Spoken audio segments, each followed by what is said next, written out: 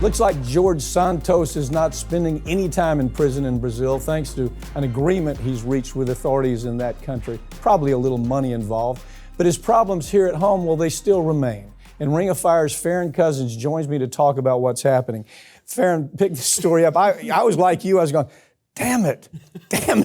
Are we ever going to stop this little cockroach of a character from running around the kitchen? I know, he's been so lucky recently with all of the media hyper-focused on Donald Trump that we haven't seen much from George Santos in the last month. But he did apparently, behind closed doors, they've worked out a deal with prosecutors in Brazil. He is going to admit that he defrauded, that he stole the checks and wrote a bad check for $1,300. He's going to pay some restitution to the victim, but most importantly, he's not going to be extradited and sent to a Brazilian prison to rot for God knows how long. So that is one of the many scandals of George Santos that is actually now able to be put to bed. Again, it's disappointing because what he did down there was painfully obvious. He even admitted it to police in 2008. He has a sworn statement where he says, yeah, I did it. Yeah. And they still let him go. Okay, and then the person that he was in business with in the United States stealing credit cards. Yeah. I mean, they said, yeah, that Santos was the guy who taught me how to steal credit cards, how to take the information off the credit cards and reuse it. And as a matter of fact, that person went to prison. He was caught. Matter of fact, they even caught the machines that they would use to create these fake inside the Santos car. Inside the car that Santos had provided for this guy. Yeah, so, I mean, in my mind, there's very little doubt that Santos was involved in that scheme. And luckily, the police in Seattle, because he went from Orlando to Seattle to pull off the scheme, they never closed the investigation, so they've picked it back up. So that may take him down.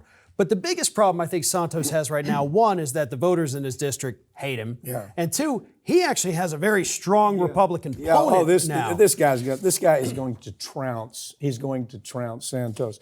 Yeah, he's military, very humble beginning, worked in the private sector, did 2 tours in Afghanistan, worked with J.P. Morgan.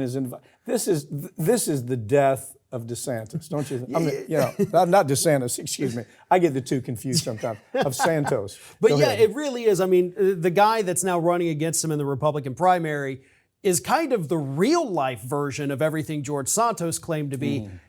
Came from virtually nothing, joined the military, served his country, makes it big, goes to J.P. Morgan. Now he's going to run for office because, as he said, I can't stand to see what's happening with with this office in our district here because it's a joke. Yeah. The fact that Santos was not immediately run out of office. It speaks. It's such a black eye for the Republicans. Okay, I've seen the Democrats do the same thing. I mean, you've seen them hangers on. We're not going to prosecute them. We're not going to kick them out.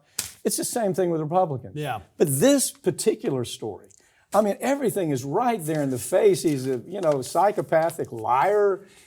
Has made up his life.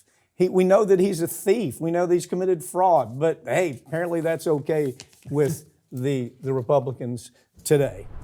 Facebook's parent company, Meta, well, they're threatening to remove news articles from Facebook feeds of users in California if the state passes a law that would require the company to actually pay outlets for the content. What's this about? First of all, you got this hairbrand. You got really this guy. The name of the person, Buffy Wicks.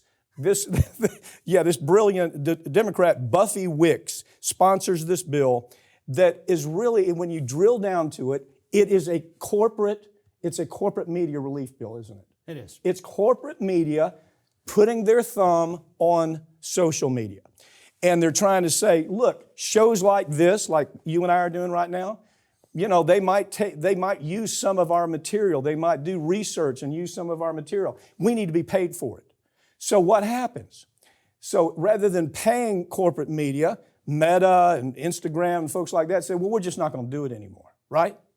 This is a dangerous, dangerous thing. This is just making corporate media stronger and stronger, even though people are leaving corporate media in droves. Yeah, they really are. This, of course, would have a devastating effect on the independent media because there's a lot of people, especially on the progressive side, that really only use Facebook as their platform. That is where they publish their videos. You know, they've got no presence on YouTube, but a massive following on Facebook to tell people the news. When's the last time you've even watched television news? I mean, do you really watch MSNBC or debate? I'll watch whatever channel the debate's I mean, when is the last? Do you go searching for news on MSNBC and CNN? No. I mean, the exodus is incredible. It is. Fox. I mean, you're going to watch Fox to figure out what the news of the day is, really?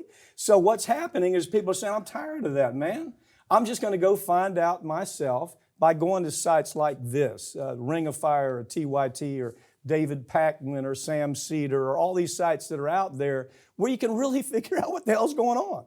So corporate media is behind this, and this Buffy Wicks, my God, Buffy Wicks, this genius, is making it sound like this is really good for consumers if we can pull this off. Where is it? It's moving through California legislature. It is right now. It's moving through the state assembly, and it has a pretty good chance of passing. God almighty. And you know, it's weird because it is being sold to the public as, oh, listen, we're trying to protect. We're trying to make sure the media gets their fair share. But Facebook actually has a good argument. They say, listen, we're not making them post this. They're posting it on our platform because it benefits them already. Right. They're getting eyeballs. They're selling ads based on the number of people looking at it. Do you realize what's happening now? Shows like this are actually helping corporate media.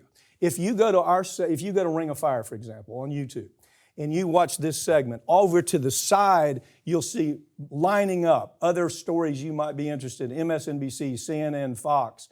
All they're doing is piggybacking on our stories, even though their stories have nothing to do with the kind of stuff we're talking about.